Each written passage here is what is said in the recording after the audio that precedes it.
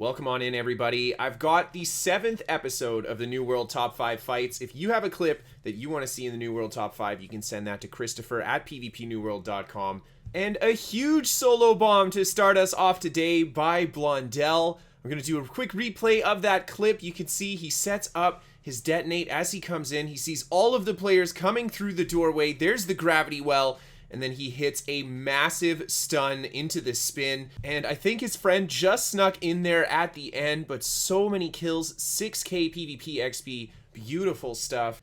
Moving on to the next clip, we've got kingravenz. He is also hanging out with some friends, just watching a huge group of green players move in to collect this chest. And you guys know what's going to happen. The detonate gets ready. They jump down right away, and the gravity wells come in, the spins with the axes. And yeah, they wipe the entire group. I gotta say, there were over 40 players in that enemy group. Detonate is doing crazy stuff in PvP right now, and that coordinated burst is just nuts. 5k faction tokens and all the loot bags. Great to see it. On to the next clip, we've got Akinos playing some Spear Greatsword Light Armor, and he's hanging out in this outpost here, just fighting these two on the ground. There is a player up top who's shooting arrows at him as well, and you can see Akinos right away just goes underneath that player just to LOS the damage a little bit. He takes a pretty nasty smack from the blunderbuss there, unfortunately, but that's okay. He quickly turns around, gets some good damage into this guy, and trying to finish him off as that player just holds block.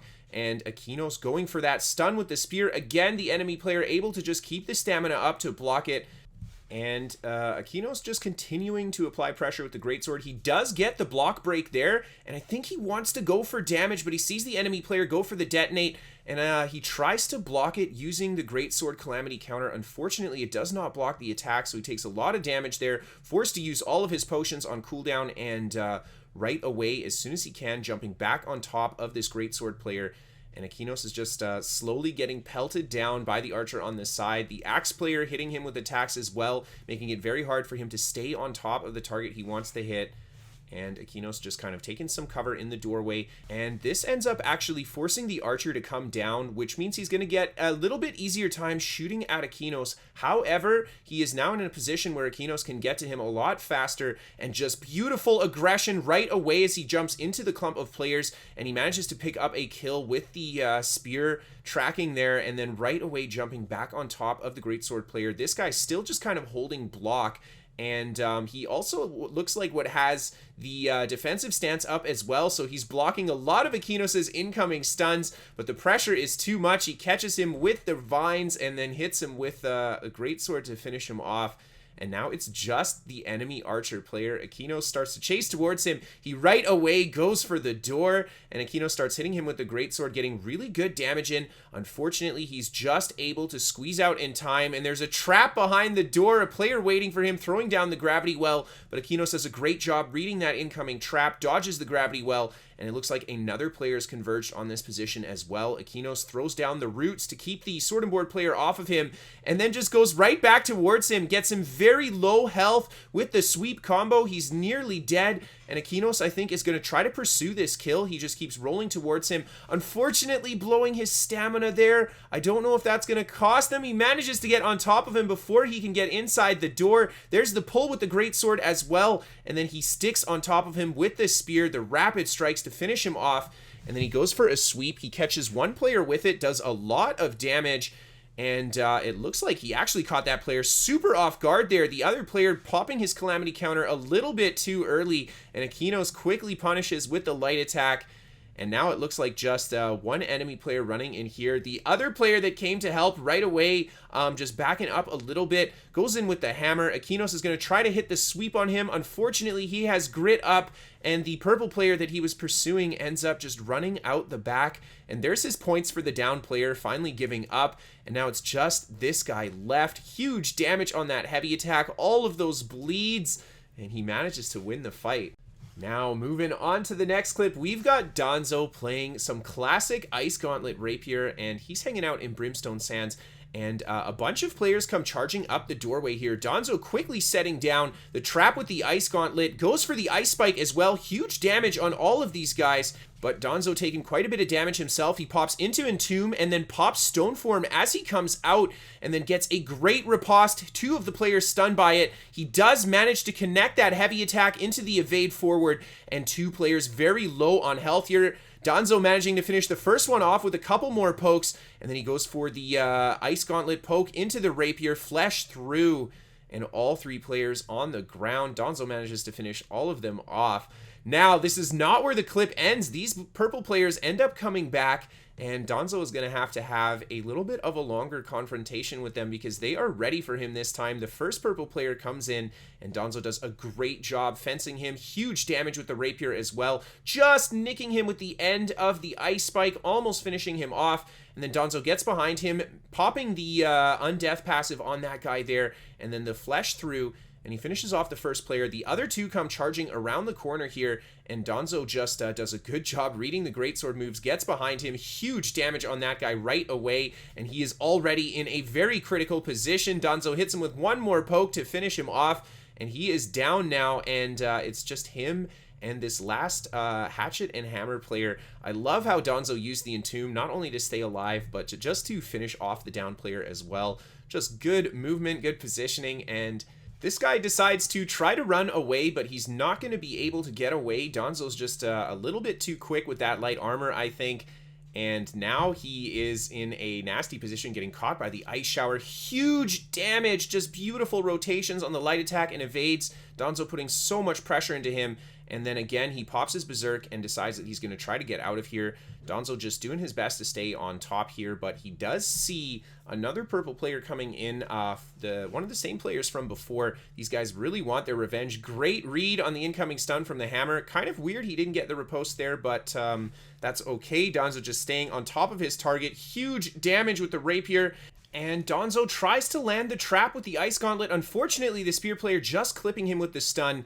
And a 3rd player comes into the fight. Danzo just getting that riposte in time. Big heavy attack into the evade. Actually, huge damage on that guy. He's very close to dead just from that. And a beautiful snipe with the Frost Gauntlet heavy attack to down him.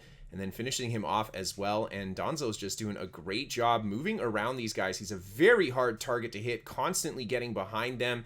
And these guys are just swinging at the air. Danzo just about getting the kill on this guy, but he manages to escape and gets the counter stun with his spear. And Danzo finds himself taking a lot of pressure, just sliding out with evade into the Ice Gauntlet just for that stagger. Really nice stuff. And then the kind of naked riposte, but that's okay. He's just trying to bait the attack out. He did manage to get the riposte on him, and then he gets right behind this enemy player again, trying to finish off this spear player, but he's doing a good job just being evasive, and Danzo again tries to get that riposte. Unfortunately, they don't end up biting, so he right away just uses evade to break out of it early. Huge damage on this guy. It looks like everybody in this group has a hatchet as an offhand. The invulnerability saving him, but Danzo manages to get the kill to finish him off. And then a good read again on the incoming hammer stun. Good read on the incoming axe move as well. And then Danzo manages to get a great riposte. There's the backstab. His undeath passive is finally gone. And then right away, Flesh on top of him, trying to get the backstab on the greatsword and hammer player. I believe this is the only one not running hatchet in this fight. Danzo putting huge pressure in, but he's taking a lot of damage himself. Just peels out really quickly to chug that potion. The enemy player managing to get some heals off as well. And that was weird. It looked like that riposte should have gone off. He did get it up in time, but it's okay. Danzo still managing to finish off the kill and take it home. And finally, guys, for our last fight, we have got Atlas Fishmo. He is playing heavy armor, sword and shield hammer. I'll be honest, I don't see anybody in this game play heavy armor like Atlas does. He does such a good job with this armor weight, and yeah, let's take a look at this clip. As you guys can see, he's in Outpost Rush, and there are a few players in that outpost just kind of shooting at him and trying to attack him, and Atlas just jumps off the edge to pull them into a different location. And look at the healing power. He does have the Baron buff right now, and that's going to give him a little bit more additional healing, but these guys are shooting at him, and Atlas is just brushing off a majority of this damage, able to just absorb it. He's not just holding still for them either. He is trying to dodge the ranged attacks, and here he goes for a little bit of a reposition to catch this mage off by himself. Atlas just starts feeding him the light attacks with the sword, managing to land that stun as well. Huge damage from the hammer heavy attack, and now Atlas wants to get that kill. The other player staying on top of him here. He gets a nice big stun with his hammer as well, and he tries to throw down the Path of Destiny. There he manages to kill the player that he'd originally put the damage into. That guy did not use a potion, and Atlas just staying right on top of this enemy archer, and lots of pressure from the two behind him. The Fire Staff player just feeding him the flamethrower. There's a beautiful stun from the hammer into the knockback. He hits everybody with it, and then a fantastic light attack just to finish that guy off as he's in the knockdown animation. And Atlas is just right away putting pressure on the next target. He is hitting so freaking hard for having so many hit points. This build is crazy. Atlas just absorbing all of this damage. And the last player left with the Fire Staff here just runs away and is just throwing the flamethrower down, trying to keep Atlas away from him. Atlas just staying on top. He's got those lands with the sword and shield now, and he's trying, I think, to set up that stun combo. Goes into his Defiant Stance. I think they actually changed the name of that now, but that's just going to give him that additional durability on the sword and shield bar. And Atlas just quickly chugging a potion. He's got a majority of his heals on cooldown. That's how bulky this build is. He throws the stun down with the hammer, feeds this guy the heavy attack. Good damage on it. The enemy greatsword player just swinging like crazy, and Atlas just absorbing this damage. He decides to back up a little bit, though, I think because he sees the healing circle coming down. He doesn't want to have to fight those guys in that. And a beautiful stun with the hammer. The enemy greatsword player just trying to be aggressive. Atlas is going to punish that right away and finish him off. Now it's just him and the Fire Staff guy again. The Fire Staff player managing to get the burnout to break a bit of distance from him. And I love it. He's just flamethrowering at that far distance. He's just waiting for Atlas to come closer. And Atlas just keeps charging him down. This guy decides, okay, this is not a fight I can win. Crazy cool stuff to see a tank win a 1vx fight like that. And finally, we have NameIsWesley with a few bombs here to show off as we say goodbye. I hope you guys enjoy these last few clips. As always, a huge thank you to everybody for sending those clips in. If you guys want to check out anybody featured in today's episode, I've got links to their Twitch, their YouTube channels down below. So be sure to support these content creators. Again, if you want to send in your own clip for the top 5, you can send that to Kristofer at pvpnewworld.com. My website, pvpnewworld.com, also has a whole bunch of build guides if you guys want to check that out. And of course, you can find me live on Twitch. There's a link down below for you. A quick thank you to my sponsor, ExpressVPN. You guys know what it does. You can get a deal on your first purchase. There's a link down below. And last but not least, a massive thank you to all of my patrons on Patreon for supporting the show. Thank you everybody just for tuning in and watching. I hope you guys enjoyed and are looking forward to some more. And I'll see you guys next time. Have a good night, everybody.